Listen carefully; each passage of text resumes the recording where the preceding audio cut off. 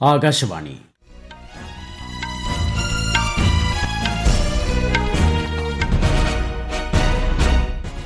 നമസ്കാരം. വാർത്തകൾ വായിക്കുന്നത് ദീപു എസ് എൽ.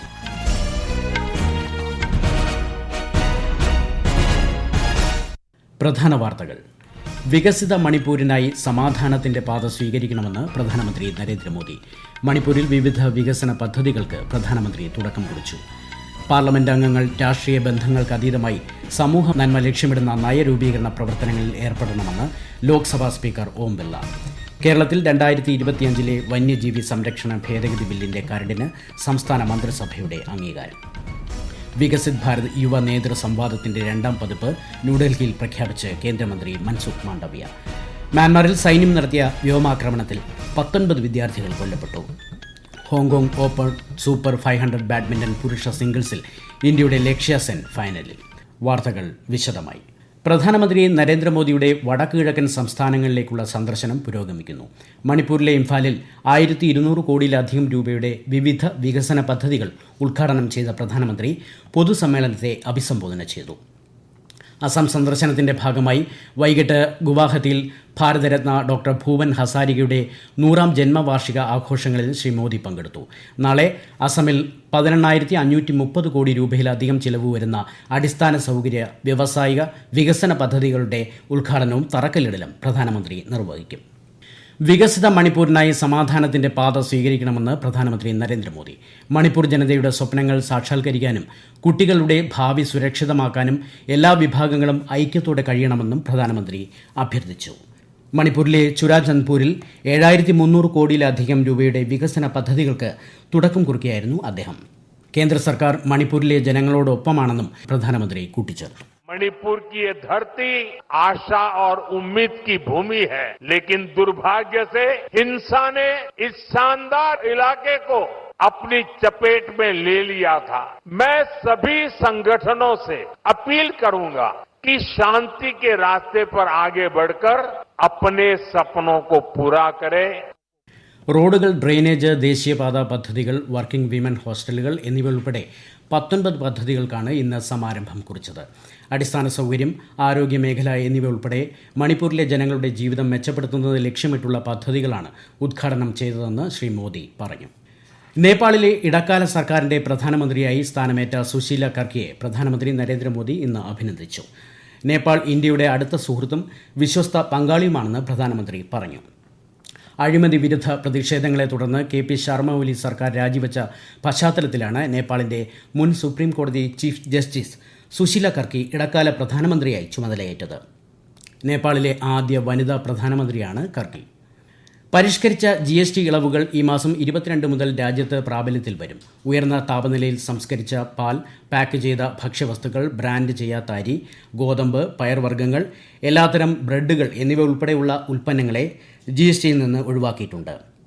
ഇതിനു പുറമെ ആരോഗ്യ ഇൻഷുറൻസ് പ്രീമിയങ്ങൾക്കും GST ഇല്ല.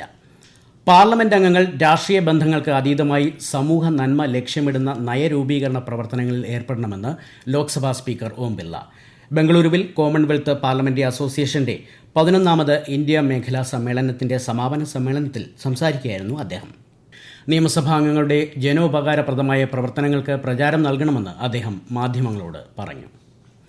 കേരളത്തിലെ തീവ്ര വോട്ടർ പട്ടിക പരിഷ്കരണത്തിന്റെ സമയക്രമം ഉടൻ പ്രഖ്യാപിക്കുമെന്ന് പ്രതീക്ഷിക്കുന്നതായി മുഖ്യ തെരഞ്ഞെടുപ്പ് ഓഫീസർ രത്തൻ യു കേൽക്കർ. തെരഞ്ഞെടുപ്പ് കമ്മീഷന്റെ നിർദ്ദേശപ്രകാരം കേരളത്തിൽ ഇതിനോടകം തന്നെ ചില തയ്യാറെടുപ്പുകൾ നടത്തിക്കഴിഞ്ഞതായും അദ്ദേഹം അറിയിച്ചു. ഇതിന്റെ ഭാഗമായി ഈ മാസം 20-ന് രാഷ്ട്രീയ പാർട്ടികളുമായി കൂടിക്കാഴ്ച നടത്തുമെന്നും മുഖ്യ തെരഞ്ഞെടുപ്പ് ഓഫീസർ പറഞ്ഞു. കേരളത്തിൽ 2025 വന്യജീവി സംരക്ഷണ ഭേദഗതി ബില്ലിന്റെ കരടിന് സംസ്ഥാന മന്ത്രിസഭാ യോഗത്തിന്റെ അംഗീകാരം. ജനവാസ മേഖലയിൽ ഇറങ്ങുന്ന അക്രമകാരികളായ വന്യമൃഗത്തെ കൊല്ലുന്നതിന് ഉത്തരവിടാൻ ചീഫ് വൈൽഡ് ലൈഫ് വാർഡന് അധികാരം നൽകുന്നതാണ് ബിൽ. രാജ്യത്ത് ആദ്യമായാണ് ഒരു സംസ്ഥാനം കേന്ദ്ര നിയമത്തിൽ ഇത്തരമൊരു ഭേദഗതി കൊണ്ടുവരുന്നത്. ഏക കിടപ്പാടം സംരക്ഷണ ബിൽ, മുനിസിപ്പാലിറ്റി ആക്ട് ഭേദഗതി ബിൽ, പഞ്ചായത്ത് രാജ് ആക്ട് ഭേദഗതി ബിൽ തുടങ്ങിയവയുടെ കരടിനും മന്ത്രിസഭ അംഗീകാരം നൽകി. കേരളത്തിൽ ഡ്രൈവിംഗ് ലേണേഴ്സ് ടെസ്റ്റിൽ മാറ്റങ്ങൾ. ഇനി മുതൽ 30 ചോദ്യങ്ങളുണ്ടാകും. 18 ഉത്തരങ്ങൾ ശരിയായാൽ മാത്രമേ ടെസ്റ്റിൽ വിജയിക്കൂ. ഉത്തരം 30 സെക്കൻഡിനുള്ളിൽ നൽകിയാൽ മതിയാകും. കൂടാതെ MVDയുടെ മോക്ക് ടെസ്റ്റ് സർട്ടിഫിക്കറ്റ് ഇല്ലാത്തവർക്ക് പരിശീലകർക്കുള്ള ലൈസൻസ് പുതുക്കി നൽകില്ല. ഒക്ടോബർ 1 മുതൽ പുതിയ മാറ്റം നിലവിൽ വരും. കോഴിക്കോട് അമീബിക് മസ്തിഷ്ക ജ്വരം ബാധിച്ച് ഒരാളെ കൂടി ആശുപത്രിയിൽ പ്രവേശിപ്പിച്ച പശ്ചാത്തലത്തിൽ ആരോഗ്യവകുപ്പ് ജാഗ്രത കർശനമാക്കി. മലപ്പുറം അരീക്കോട് സ്വദേശിയായ 10 വയസ്സുള്ള കുട്ടിക്കാണ് പുതുതായി രോഗബാധ റിപ്പോർട്ട് ചെയ്തത്. ആകെ 11 പേരാണ് നിലവിൽ ചികിത്സയിലുള്ളത്. 15ാം കേരള നിയമസഭയുടെ 14ാം സമ്മേളനത്തിന് തിങ്കളാഴ്ച തുടക്കമാകും. അന്തരിച്ച മുൻ മുഖ്യമന്ത്രി VS അച്യുതാനന്ദൻ, വാഴൂർ സോമൻ MLA എന്നിവർക്ക് അനുശോചനം അർപ്പിച്ച് ആദ്യ ദിനം സഭ പിരിയും. അടുത്ത മാസം 10 വരെ നീളുന്ന സമ്മേളന കാലയളവിൽ 12 ദിവസമാണ് സഭ ചേരുക. ഈ വാർത്തകൾ ആകാശവാണിയിൽ നിന്ന്. ആകാശവാണി വാർത്തകളും വാർത്താ അധിഷ്ഠിത പരിപാടികളും all India radio news Thiruvananthapuram YouTube ചാനലിലും @all India radio news Thiruvananthapuram Facebook പേജിലും AIR ന്യൂസ് _തിരുവനന്തപുരം ഇൻസ്റ്റഗ്രാം അക്കൌണ്ടിലും @AIR ന്യൂസ് _TVM X ഹാൻഡിലും ലഭ്യമാണ്. മ്യാൻമറിൽ ഭരണകൂട വിരുദ്ധ സംഘമായ അരക്കാർ ആർമിയുടെ ശക്തി കേന്ദ്രത്തെ ലക്ഷ്യമിട്ട് സൈന്യം നടത്തിയ വ്യോമാക്രമണത്തിൽ 19 വിദ്യാർത്ഥികൾ കൊല്ലപ്പെട്ടു. 20-ലധികം പേർക്ക് പരിക്കേറ്റു. അരക്കാർ ആർമിയുടെ അധീനതയിലുള്ള പ്രദേശത്ത് സ്ഥിതി ചെയ്യുന്ന ബോർഡിംഗ് സ്കൂളുകളിലാണ് ആക്രമണം ഉണ്ടായത്. വിദ്യാർത്ഥികൾ ഉറങ്ങിക്കിടക്കുമ്പോഴായിരുന്നു ആക്രമണം. സമീപത്തെ നിരവധി വീടുകളും നശിപ്പിക്കപ്പെട്ടു. ആക്രമണത്തെ യുനിസെഫ് ശക്തമായി അപലപിച്ചു. ബീഹാർ, തെലങ്കാന, ഉത്തരാഖണ്ഡ്, വടക്കുകിഴക്കൻ സംസ്ഥാനങ്ങൾ എന്നിവിടങ്ങളിൽ ഇന്നും നാളെയും കനത്ത മഴയ്ക്ക് സാധ്യതയെന്ന് കേന്ദ്ര കാലാവസ്ഥാ വകുപ്പ്. ഹരിയാന, ചണ്ഡീഗഡ്, ഹിമാചൽ പ്രദേശ്, ആന്ധ്രാപ്രദേശ്, തീരദേശ കർണാടക, കൊങ്കൺ, ഗോവ എന്നിവിടങ്ങളിലും ശക്തമായ മഴയ്ക്ക് സാധ്യതയുണ്ട്.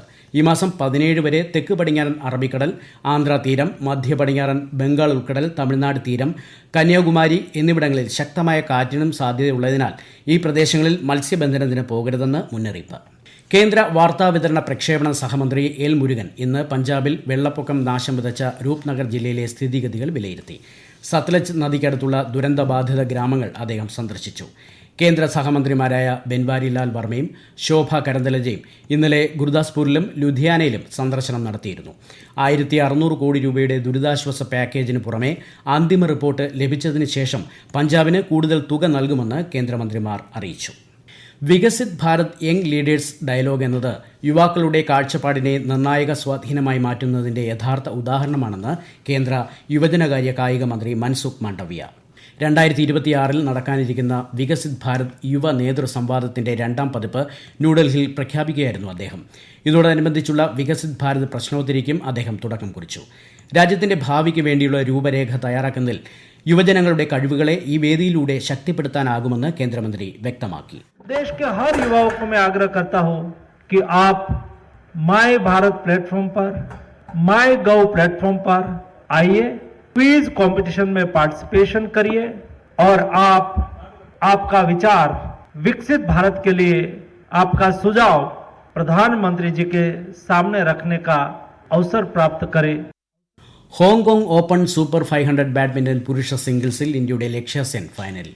ചൈനീസ് തായ്പേയ് താരത്തെ പരാജയപ്പെടുത്തിയാണ് ലക്ഷ്യ സെന്നിന്റെ ഫൈനൽ പ്രവേശം. ഫൈനലിൽ ലക്ഷ്യ സെൻ ചൈനീസ് താരത്തെ നേരിടും. നാളെ നടക്കുന്ന പുരുഷ ഡബിൾസ് ഫൈനലിൽ ഇന്ത്യൻ ജോഡികളായ സാത്വിക് സായിരാജ് രംഗി റെഡ്ഡിയും ചിരാഗ് ഷെട്ടിയും ചൈനീസ് സഖ്യവുമായി ഏറ്റുമുട്ടും. ഏഷ്യ കപ്പ് 2020 ക്രിക്കറ്റിൽ ഇന്ന് ബംഗ്ലാദേശ് ശ്രീലങ്കയെ നേരിടും. ഇന്ത്യൻ സമയം രാത്രി 8 മണിക്ക് അബുദാബിയിൽ ഷെയ്ഖ് സായിദ് ക്രിക്കറ്റ് സ്റ്റേഡിയത്തിലാണ് മത്സരം. ഏഷ്യ കപ്പിൽ ഇന്ത്യ നാളെ പാകിസ്ഥാനെ നേരിടും.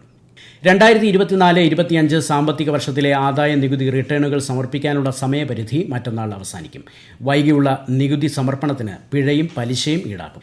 ബാൾട്ടിക് കടലിലുള്ള റഷ്യയുടെ ഏറ്റവും വലിയ എണ്ണ ടെർമിനലിൽ യുക്രൈൻ ആക്രമണം. ഏതാനും ദിവസത്തെ ഇടവേളയ്ക്ക് ശേഷമുള്ള ഏറ്റവും വലിയ ഡ്രോൺ ആക്രമണങ്ങളിൽ ഒന്നാണിത്. നിരവധി പമ്പിംഗ് സ്റ്റേഷനുകളിലും ഡ്രോൺ ആക്രമണങ്ങൾ നടന്നതായി റിപ്പോർട്ടുണ്ട്. പ്രധാന വാർത്തകൾ വീണ്ടും. വികസിത മണിപ്പൂരിനായി സമാധാനത്തിന്റെ പാത സ്വീകരിക്കണമെന്ന് പ്രധാനമന്ത്രി നരേന്ദ്രമോദി.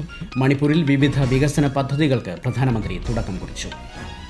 പാർലമെന്റ് അംഗങ്ങൾ രാഷ്ട്രീയ ബന്ധങ്ങൾക്ക് അതീതമായി സമൂഹ നന്മ ലക്ഷ്യമിടുന്ന നയ രൂപീകരണ പ്രവർത്തനങ്ങളിൽ ഏർപ്പെടണമെന്ന് ലോക്സഭാ സ്പീക്കർ ഓം ബിർള.